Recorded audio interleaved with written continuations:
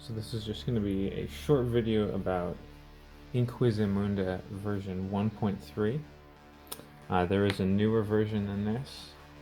I think it's 2.001, but it doesn't have any rules for Space Marines that I've seen, or Adeptus Sororitas. So I'm going to stick with this version. So I'm just going to go through the contents. The table of or the index right here. This is all the things it's got in it. There's some new rules, a whole new trading chart, the Bazaar, new treacherous conditions, species races, all sorts of rules for cool creatures and the classic work creatures. Yeah, all these different lists. These are all the different war bands you can play. There's a whole lot of them. And then there's allies for Imperial and Xenos and all sorts of stuff. So there's a lot of rules in here. And by the way, you can just download this for free at yaktribe.com. I think you need a well, I'll link to the website, or the page where you can get these, but you just need to make an account. Anyways, so I'm just going to get into some of the rules. The new rules. There's a whole lot of stuff like alterations to old rules in the Necromunda core book, but they have new characteristics. Maximums right here. This is the max your character can be. I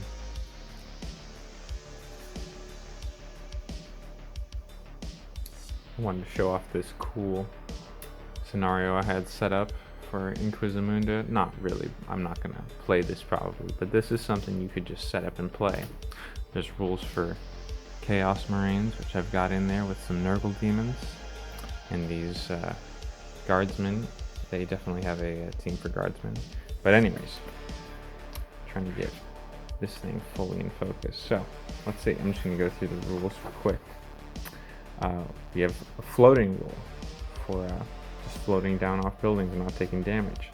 There's actually flying with all sorts of jetpacks and probably some warp abilities or chaos. Moving and unmounting, there's you can mount beasts and also vehicles, which there aren't really rules for in here, so I'm going to look around on Yak Tribe a little more. Movement for mounted models. It should be pretty easy to the beasts have stats and everything, so you can just use their stats for the mounting them, but there's no like motorbikes or speeders or anything, so it's you probably make those up with the Necromunda vehicle rules, and I have those too. I'll probably go through those at some point. Anyways,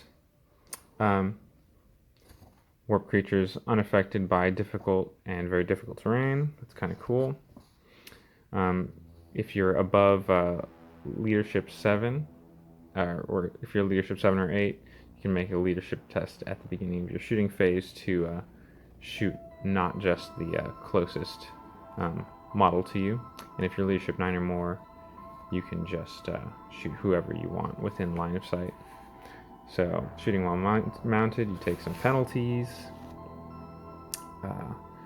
Shooting mounted models, there's different hit areas, pluses and minuses for large or smaller targets, pinning and injuries to mounts, pinning and injuries while mounted.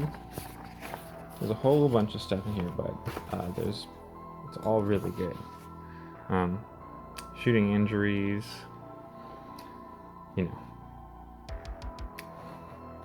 ammo rolls. There's some stuff that is not. So certain species have their own injury chart, and toxic and stun weapons have their own injury chart. This is standard stuff. ammo rolls, some stuff auto passes. There's combat wall mounted rules for that. Fighting with 2 weapons, obviously. This is now old, updating old rules or stuff that's already in the game. Breaking from combat, just updating stuff. We have a subversion rating and investigation rating now. So Warband's subversion rating is a representation of how cunning, subversive, or just plain destructive the warband is to its enemies. This rating is represented on a scale of 1 through 10, 1 being the lowest and 10 being the highest.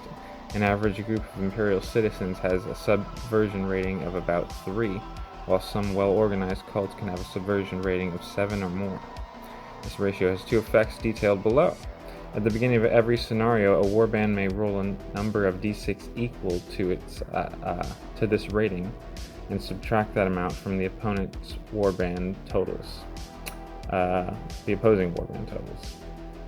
The warband doing so may also apply its d6 to one opposing warband, or may split it amongst a number of opposing warbands. However, the warband must declare how many. Anyways, I'm not going to finish that up.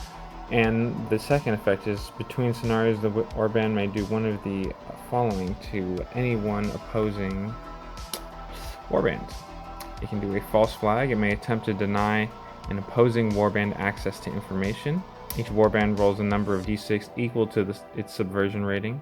If the warband utilizing this is successful, the opposing warband is denied any further knowledge of upcoming scenarios. So that's kind of flavor, not so much, practical rules. Maybe it could be. If the opposing warband is successful, the warband who utilized this is denied further knowledge of upcoming scenarios. Okay, so or you can do an assassination. Pretty much you get to do a kind of mini combat with 2 models and see if you can assassinate a member of the alternate warband. Yeah, so there's summoning rules. Really, really cool. Love summoning things.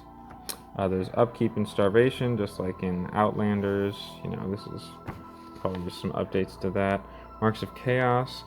I'm not a huge fan of the Marks of Chaos in this. How they work. It's kind of weird.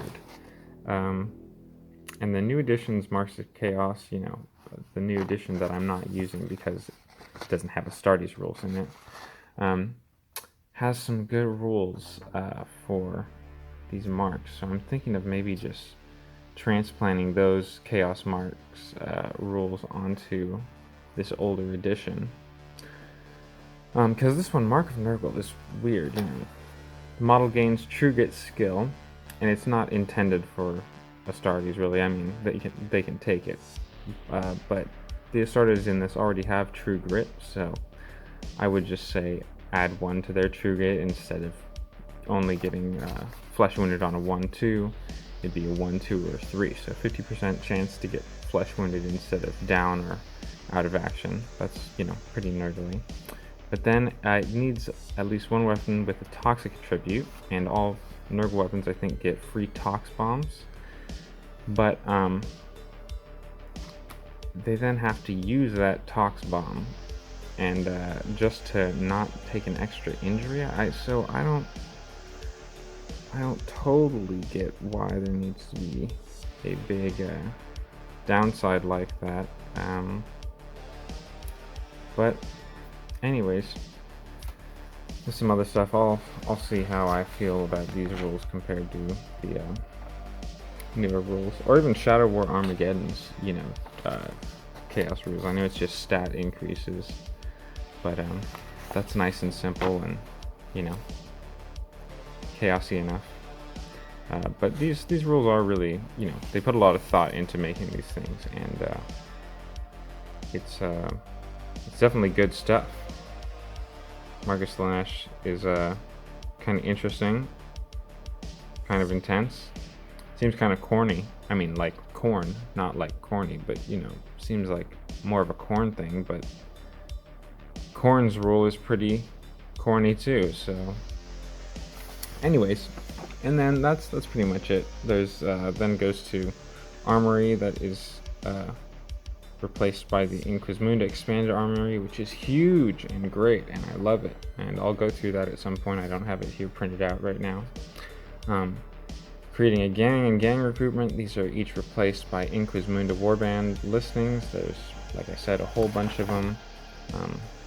Showed you in the index. Experience is replaced by each individual Inquisimunda Warband listing. And then there's writing skills for, I think there's 6 different ones. So that's an extra skill chart, or whatever you want to call it. Sorry about my camera. For writing skills. That's pretty cool. I really like that. And then territory, they give you pretty much, you can replace the names. And the new edition has this all in one place, where it's got the rules next to it too, or I think at least the income you get for it. I think. I just looked at it today. Anyways, that's pretty much it. There's hired guns that they have their own section for too, and the trading post, the Bazaar supplement is great. Like I said, it's huge. There's lots of stuff to use. The only thing it's missing is a shield, unfortunately. It has a gun shield, but no just straight up shield, so probably have to make some rules for that too. Once again, the newer version of Inquisimunda, version 2.001, does have shield rules, and that's great. I love it, but I'll probably end up making my own Space Marine rules for 2.001, so it's playable for me, because I can't do Inquisimunda without Space Marines. It's not for me. So that's all that is. I just wanted to go through the kind of new rules and the index, and then I just wanted to show off some models. I'm not a pro painter or anything, but anyways, I could just play out this scenario right now if I wanted to. We've got a flamer right here in the hallway, so he could do some damage, but I'm pretty sure the Nurgle forces would wipe these Imperial Guard pretty quick. But yeah, this is why I really like Inquisimunda. I had a bad experience with 9th edition. It's just not, I don't find it super fun. And this is a lot more free, it's a lot more narrative, and yeah, it's just really cool rule set. Like I said, all available on Yak Tribe, and I will put the link for the page in there so you can get these rules or the updated 2.001 rules, or you can even get it for the new version of Necromunda, which I don't really enjoy playing. I prefer the OG, Inquisimunda rules, or Necromunda rules. This can be played with the Necromunda rulebooks or the Necromunda Community Edition, not the Necromunda Underhive or the Underhive Community Edition. Just be clear about that. And second, I'm kind of messing with the rules a bit. Most of the stuff in this book I like, and I'm gonna play it the way it's said to play, but a couple things, well, here and there I'm gonna change things, and I'm gonna talk about when I do. And yeah, I'm playtesting a game of it right now. I'm playing some Inquisimunda, halfway through a game, and I'm altering some things. I'm trying something like putting troops, kind of basic troops, into units, and I'm not really liking how that works, so I'm thinking maybe just of a group leveling for troops, but they don't have to stay within 2 inches of each other. I'm not going to talk about that here in this video, but just as a example of, rule altering and what I'm kind of messing around with. Okay, thanks to anyone who watched this. I'll have my Inquisimunda test run game up on my channel pretty soon.